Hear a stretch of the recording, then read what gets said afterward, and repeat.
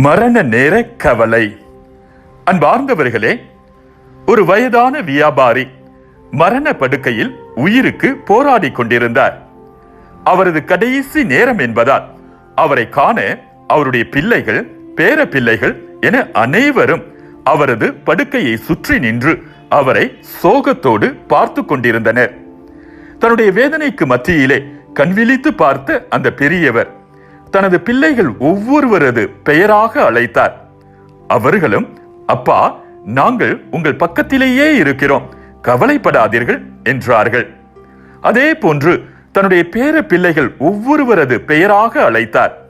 அவர்களும், தாத்தா, நாங்களும் உங்கள் அருகிலேயே இருக்கிறோம், எதற்கும் கவலைப்படாதீர்கள் என்றார்கள். அவர்கள் அனைவரும் அங்கு இருப்பதை உறுதி செய்து கொண்ட பின்னர் அந்த வியாபாரி பெரும் மூச்சு விட்டவராக, நீங்கள் எல்லோரும் இங்கே இருந்தால் நம்முடைய கடையை யார் பார்த்துக் கொள்ளுவார் என்று ஏக்கத்தோடு கேட்டார். அன்பார்ந்தவர்களே, நாம் கவலைகளுடன் வாழ்பவர்களாக இருந்தால் இறக்கும் போதாவது கவலைகளில் இருந்து விடுபடுவோம்.